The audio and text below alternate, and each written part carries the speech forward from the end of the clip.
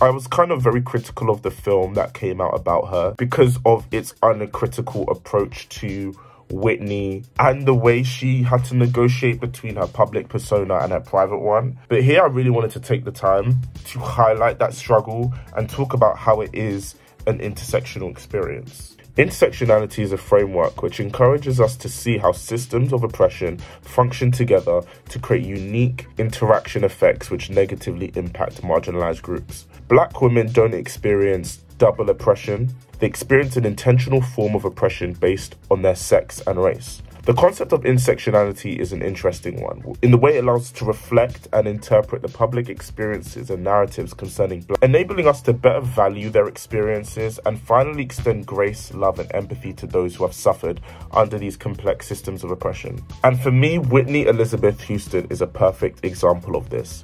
If you look at her history and legacy, in many ways, it reflects and is American popular culture. In one ways, she's this sign of a post-racial America, evident by the sheer success of her career right out the gate with her debut album, Whitney Houston, in 1985. Her 1991 rendition of the Star-Spangled Banner arguably contributed to this idea of a post-racial America. In other ways, she's been viciously criticized at every turn of her career. Her blackness was challenged from the very start of her career. She was labeled a sellout and unaffectionately known as Whitey Houston amongst Black audiences. Her marriage to Bobby Brown and pivot to a more overtly Black sound with I'm Your Baby Tonight led to further criticism and interrogation.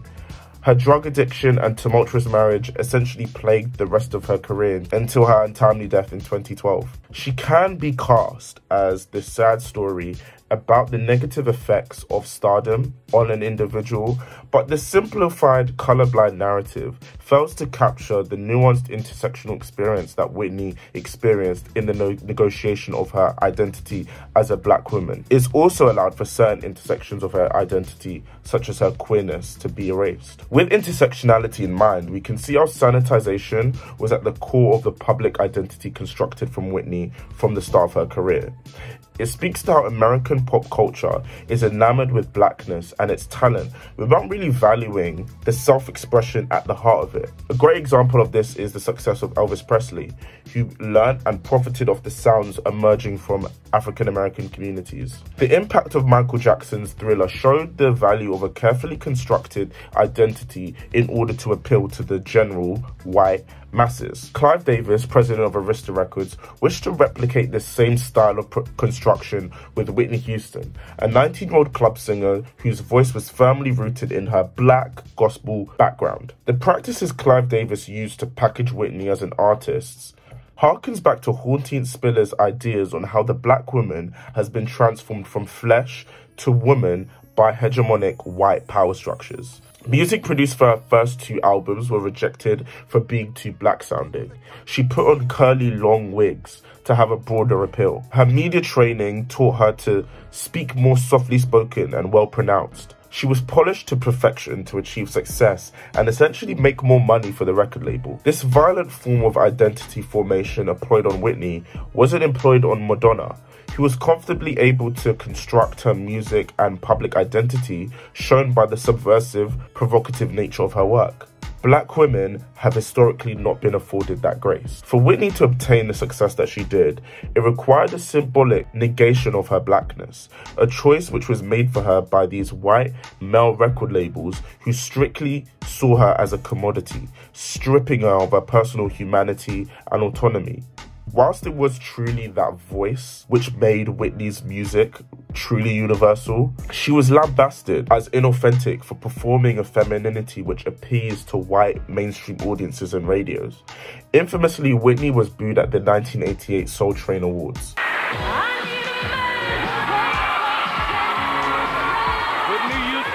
I want to dance with somebody. A Black music show. This problem harkens back to the need for intersectionality. Black women are often blamed and scrutinized for systemic violence committed to them in a way that other marginalized groups don't.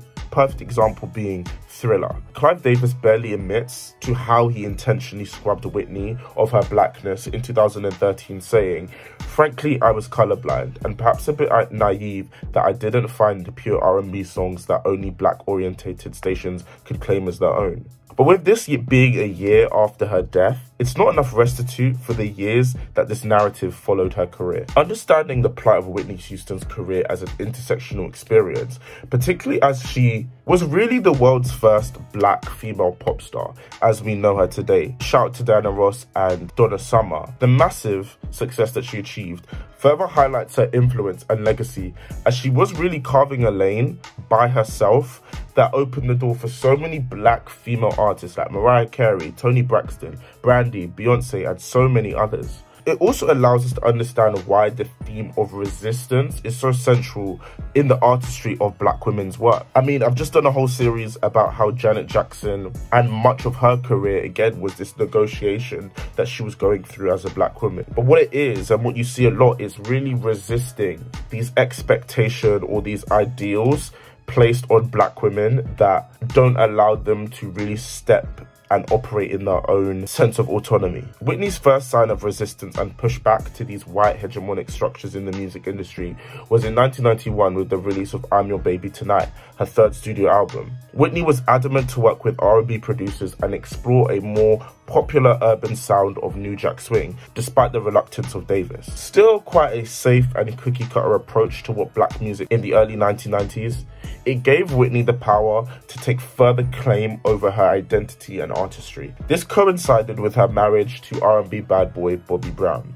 This marriage is often viewed as a form of resistance by Whitney, but again, it acts as if she was truly this sellout to her race and not an object of exploitation from these white record labels to make an immense amount of money on.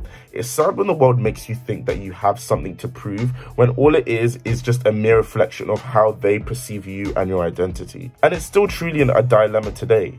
Black women in this industry often don't get rewarded out of what seems to be a principle based on spite. But I can imagine this is something that is very frustrating to deal with, and when you don't really have a support system around you to truly help you and care for you, you're very much at the mercy of institutional neglect and abuse. And that's something that Whitney experienced even with her own family.